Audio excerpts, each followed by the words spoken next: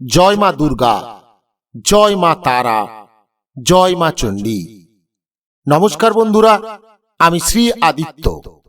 আমার এই YouTube channel জ্যোতিষ টোটকাতে আপনাদের সবাইকে স্বাগত জানাই। আজকের ভিডিওতে আপনাদের জানাবো শাস্ত্রমতে ঠাকুর ঘরে কোন দেবতার কটি মূর্তি রাখা উচিত।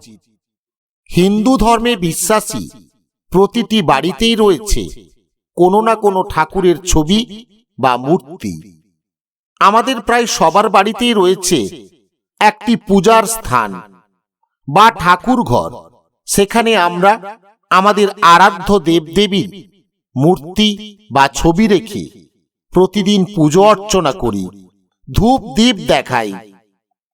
আর আমাদের এই ঠাকুর ঘরে দেবদেবীর সংখ্যা ক্রমশই বেড়ে চলেছে। বেশিরভাগ ব্যক্তি একই দেবতার অনেকগুলি মূর্তি নিজের ঠাকুর ঘরে রেখে থাকেন। কিন্তু আপনি কি জানেন যে ঠাকুর ঘরে বা আপনার বাড়িতে কোন দেবতার কটি মূর্তি রাখা যায়? এ বিষয়ে আমাদের প্রাচীন শাস্ত্র কি বলছে? কিন্তু আপনি কি জানেন কোন দেবতার কয়টি মূর্তি বাড়িতে রাখা শুভ? অনেকেই না জেনে না বুঝে একই দেবতার একাধিক মূর্তি বাড়িতে রেখে পুজো অর্চনা করে থাকেন। এই কাজটি আপনার জন্য অমঙ্গলের কারণ হতে পারে। কিন্তু সুপ্রিয় দর্শক বন্ধুরা, আপনার বাড়ির ঠাকুর ঘরে বা মন্দিরে কোন দেবদেবীর কয়টি মূর্তি রাখা উচিত ও শুভ তা জানার জন্য শেষ পর্যন্ত ভিডিওটি অবশ্যই দেখুন। আমি শ্রী আদিত্য, আর আপনারা দেখছেন জ্যোতিষ টোটকা। তন্ত্র, মন্ত্র, টোটকা, উপায়, জ্যোতিষশাস্ত্র, বাস্তুশাস্ত্র, বিভিন্ন দেবদেবীর পূজা পদ্ধতি, সনাতন ধর্ম ও ভারতীয় দর্শন এই চ্যানেলের মূল আলোচনার বিষয়।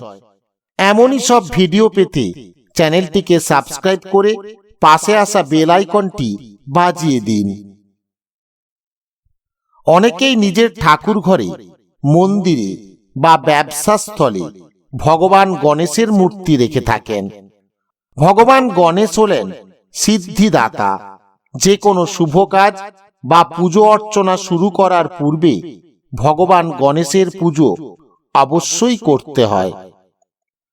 ভগবান গণেশের আশীর্বাদে সব পূজা, সব কাজ বিনা বাধাতে সম্পন্ন হয়।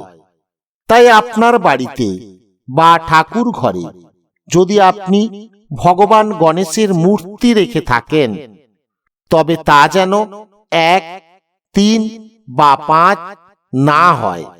বিজোড় সংখ্যার গণেশ মূর্তি বাড়িতে রাখা খুবই অশুভ। শাস্ত্র মতে ভগবান গণেশের স্বরূপ সম সংখ্যার সমান।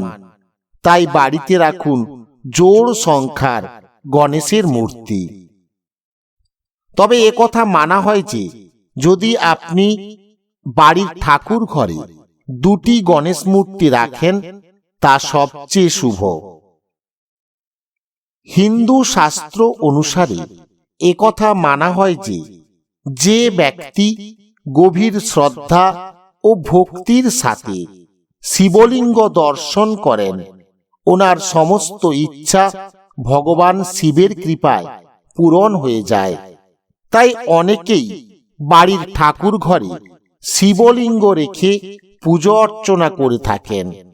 কিন্তু আপনি কি জানেন, বাড়িতে শিবলিঙ্গ রাখতে হলে বেশ কিছু নিয়ম মেনে চলতে হয়। আপনি আপনার বাড়ির ঠাকুর ঘরে যে শিবলিঙ্গ রাখবেন, তার আকার কখনোই যেন আমাদের হাতের আঙুলের চেয়ে বড় না হয় বা বেশি ওজনের যেন না হয়। শিবলিঙ্গ হল খুবই সংবেদনশীল। শাস্ত্র মতে বাড়ির ঠাকুর ঘরে একটির বেশি শিবলিঙ্গ রাখা উচিত নয়।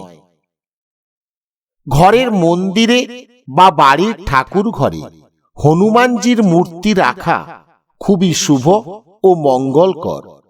হনুমানজি হলেন রুদ্র তথা ভগবান শিবের অবতার।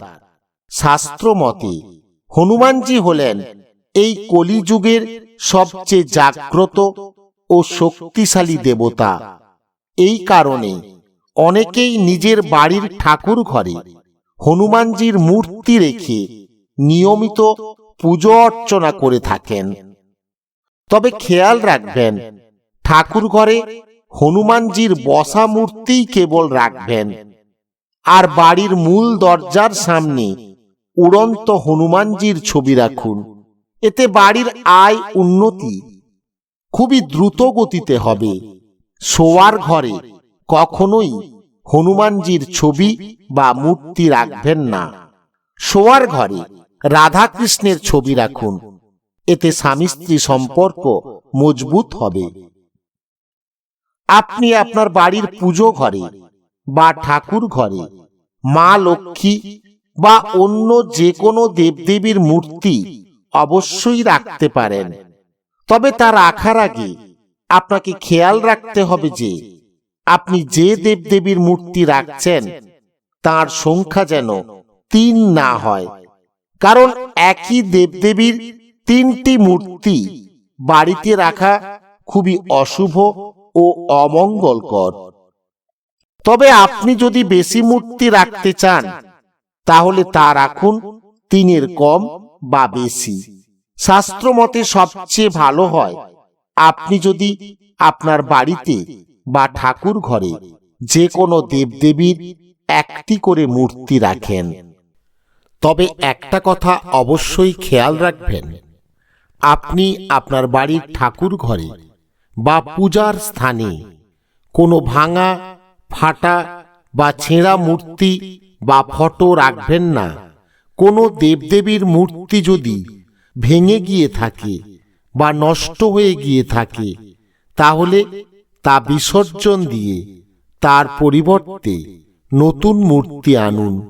ঠাকুর ঘরে ভুল করেও মৃত পূর্বপুরুষদের ছবি রাখবেন না, এটিও খুবই অশুভ ও অমঙ্গলকর।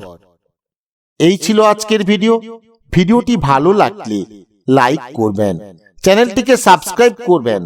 আমি শ্রী আদিত্য এমন সব টোটকা বা উপায় দেব যার দ্বারা আপনারা নিজেই ঘরে বসে নিজেদের সমস্যা সমাধান করতে পারবেন আর প্রচুর লাভবান হবেন।